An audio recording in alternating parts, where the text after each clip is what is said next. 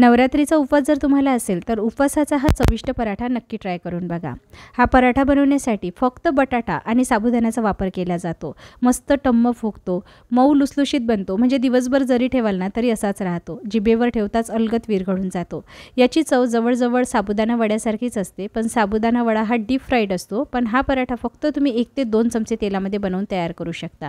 चवीलाही खूप मस्त लागतो। बनवणे अगदी साधे सोपे आहे। सुरुवात करूया। तर इथे मी 1 कप साबुदाणा घेतलेला आहे। हलकासा भाजून घ्यायचा, गार करायचा आणि नंतर मिक्सरला जर फिरवला ना तर पावडर लवकर तयार होते। तर इथे हे पावडर जे आहे ना मी तयार करून घेतलेलं आहे। पावडर कितीही बारीक झालं असेल तरी सुद्धा चाळणीने चाळूनच घ्यायचं आहे, कारण साबुदाणा जो असतो ना तो कितीही बारीक वाटला तरी हलकासा जाडसर राहतोच। त्यामुळे आपल्याला याला 1 ते 2 वेळा छान चाळून घ्यायचं आहे। बाकी उरलेलं जे जाडसर पीठ होतं ना ते परत एकदा मी दळून घेतलेलं आहे आणि परत एकदा चाळून घेतलेलं आहे। इथे मी 5 बटाटे उकडून घेतले आणि अशा पद्धतीने मॅशरने मॅश करायचे, किंवा तुम्ही किसून सुद्धा घेऊ शकता। तर मॅशरने मी अशा पद्धतीने मॅश केलेले आहे। बटाट्याचं प्रमाण इथे थोडंफार कमी जास्त करता येईल। 1 कपसाठी मी 5 मध्यम आकाराचे उकडलेले बटाटे घेतले। आता मिक्सरमध्ये मी 2 ते 3 हिरव्या मिरच्या, अर्धा ते 1 इंच आलं, कोथिंबीर आणि जिरे थोडं पाणी घालून वाटून घ्यायचं आहे। हे वाटण आपल्याला आता या तयार केलेल्या साबुदाण्याच्या पावडरमध्ये घालायचं आहे। आपण इथे पराठ्याचा डो तयार करतो आहे, त्यासाठीच हे वाटण आपण तयार केलेलं आहे। उपवासामध्ये जे पदार्थ तुम्हाला चालत नसतील, ज्या भाज्या चालत नसतील त्या स्किप करू शकता। आता यामध्ये आपल्याला मॅश केलेला हा बटाटा घालायचा आहे आणि लक्षात ठेवायचं बटाटा व्यवस्थित मॅश करायचा, यामध्ये गुठळ्या राहायला नको, किंवा तुम्ही आलू किसणी असते ना त्याने किसून सुद्धा घेऊ शकता, म्हणजे एकही गुठळी यामध्ये राहणार नाही। आता या पिठामध्ये आपल्याला हा बटाटा थोडा थोडा करून मिसळायचा आहे। मी एकाच वेळी संपूर्ण मिसळला नाही। साबुदाण्याचं जे पीठ असतं ना ते भरपूर पाणी शोषून घेतो। सुरुवातीला आपल्याला बटाट्यामध्येच हे पीठ मळून घ्यायचं आहे। गरज पडल्यास थोडा पाण्याचा वापर आपण करणारच आहोत। तर बटाटा मी थोडा थोडा करून संपूर्ण बटाटा यामध्ये घातलेला आहे। तर बघा इथे बटाटा मला संपूर्ण लागला, म्हणजे 1 कपसाठी मला 5 मध्यम आकाराचे उकडलेले बटाटे लागलेले आहे। आता यामध्ये मी परत थोडं पाणी घालते आहे। जसं मी तुम्हाला सांगितलं साबुदाणा भरपूर पाणी शोषून घेतो, त्यामुळे आपल्याला थोडं थोडं पाणी घालून याला मळायचं आहे, जोवर हा सॉफ्ट डो तयार होत नाही। मऊसूत डो तयार झालेला आहे। झाकून आपण अर्ध्या तासासाठी बाजूला ठेवूया। आता इथे चटणी तयार करण्यासाठी मिक्सरमध्ये मी 2 हिरव्या मिरच्या घेतलेल्या आहे, मूठभर कोथिंबीर घ्यायची, थोडं सुकं खोबरं घेते आहे किंवा ओलं खोबरं घेतलं तरीही चालेल, मीठ घालायचं, अर्धा चमचा जिरे, भाजलेले शेंगदाणे अर्धी वाटी घालायचे आणि एकदा मिक्सरला फिरवून घ्यायचं। आता यामध्ये मी घालते आहे दही, मध्यम आंबट असलेलं दही घालायचं आणि परत एकदा मिक्सरला वाटून घ्यायचं। चटणी तयार झालेली आहे। चला आता डो जो आहे ना तो रेस्ट करून तयार झालेला आहे। तुमच्याकडे वेळ नसेल तर तुम्ही 15 ते 20 मिनिटासाठी रेस्ट करायला ठेवलं ना तरीही चालणार आहे। आता पराठा बनवण्यासाठी आपल्याला एक गोळा घ्यायचा आहे। तर गोळा आपल्याला थोडा मीडियमपेक्षा मोठ्या आकाराचा घ्यायचा आहे, कारण याच्या कडा आपल्याला कट करून घ्यायच्या आहे, म्हणून थोडा मोठाच गोळा घ्यायचा। कारण हा साबुदाण्याचा पराठा आहे, त्यामुळे काय होतं ना कडा जे आहे त्याला चिरा जातात। तर मी जे पीठ तयार करून घेतलं होतं ना साबुदाण्याचं, त्यातलं थोडं पीठ मी बाजूला वेगळं काढलेलं होतं, जे मी घोळण्यासाठी वापरते आहे। आता थोडं आपल्याला साबुदाण्याचं पीठ घालून याला या पद्धतीने लाटून घ्यायचं आहे।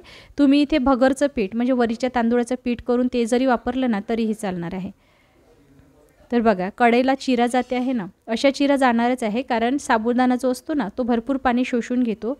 कितीही मऊसूद मळलं तरीसुद्धा पराठ्याला चिरा जाणारच आहे, पण याला आपण कट करूनच वापरणार आहोत। आणि पराठा खूप जास्त पातळ असा लाटू नका, थोडा जाड असेल ना तर छान फुलतो सुद्धा आणि चवीलाही छान लागतो। आता एक मोठ्या आकाराचं मी डब्याचं झाकण घेतलेलं आहे आणि कळा याच्या कट करून घेतल्या आहे। बघा मस्त गोल गरगरीत असा साबुदाणा बटाट्याचा पराठा इथे तयार झालेला आहे। चला आता शेकून घेऊया। तर पहिला जो पराठा आपण बनवतो ना त्यासाठी थोडं तव्याला तेल लावून घ्यायचं। गॅस आपल्याला इथे मीडियम टू हाय फ्लेमवर ठेवायचा आहे। दोन्ही बाजूंनी छान शेकून घ्यायचा। आणि हे पराठे शेकण्यासाठी तुम्ही तेल किंवा तुपाचाही वापर करू शकता। मी एका बाजूनी अर्धा चमचा तेल घातलेला आहे। तुपामध्ये जर बनवाल ना तर हे पराठे अजून जास्त चविष्ट आणि मऊलुसलुशीत बनतात।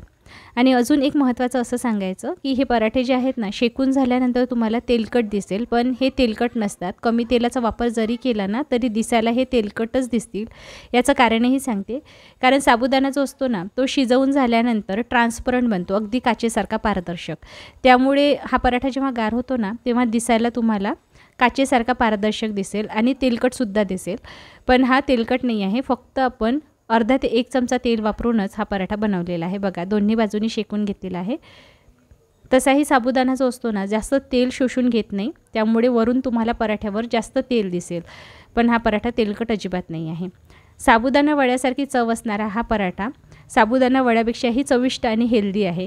साबुदाणा वडा आपण डीप फ्राय करतो, भरपूर तेलामध्ये तळल्या जातो, त्यामुळे तेलकट बनतो. चवीला तर मस्त लागतो, पण जर तुम्हाला साबुदाणा वडा खूप जास्त आवडत असेल, खाण्याची आठवण आली असेल, पण हेल्दी खायचं असेल ना, तर तुम्ही हे पराठे नक्की बनवून ट्राय करा. कारण खाल्ल्यानंतर खरंच तुम्हाला आश्चर्य वाटेल. याची चव अगदी साबुदाणा वड्यासारखीच येईल, पण कमी तेलामध्ये बनवलेला आहे ना, त्यामुळे साबुदाणा वड्यापेक्षा हा पराठा खूप जास्त हेल्दी आहे. तर बघा, इथे आपले पराठे तयार करून झालेले आहे. सोबत जी चटणी आपण तयार केलेली होती ती सर्व करून घेऊया. तुम्ही यासोबत दुसरी कुठली उपवासाची चटणी बनवणार असाल तर तीही बनवू शकता. फक्त साबुदाणा आणि बटाट्याचा वापर करून तयार केलेला नवरात्री उपवासाचा हा मऊ लुसलुशीत पराठा एकदा तरी नक्की ट्राय करायला पाहिजे. मी टेक्स्चर तुम्हाला दाखवते. बघा किती मऊ लुसलुशीत झालेला आहे. नेहमीचे जे पराठे आपण बनवतो ना, त्यापेक्षाही चविष्ट हा पराठा लागतो. विशेष म्हणजे फक्त 1 ते 2 चमचे तेलामध्ये बनवून तयार होतो. बघा किती मऊ लुसलुशीत झालेला आहे. तुम्हाला तोडण्यावरून लक्षात आलंच असेल, जिभेवर ठेवताच अलगद विरघळून जातो हा पराठा. तर आता उपवासाला काय बनवायचं हे जर कळत नसेल तर हे पराठे तुम्ही एकदा नक्की ट्राय करा. रेसिपी कशी वाटली कमेंट करून नक्की कळवा. आवडली असेल तर लाईक शेअर करून चॅनलला सबस्क्राईब करा आणि फेसबुक पेजला फॉलो नक्की करा. लवकरच भेटू, तोपर्यंत धन्यवाद.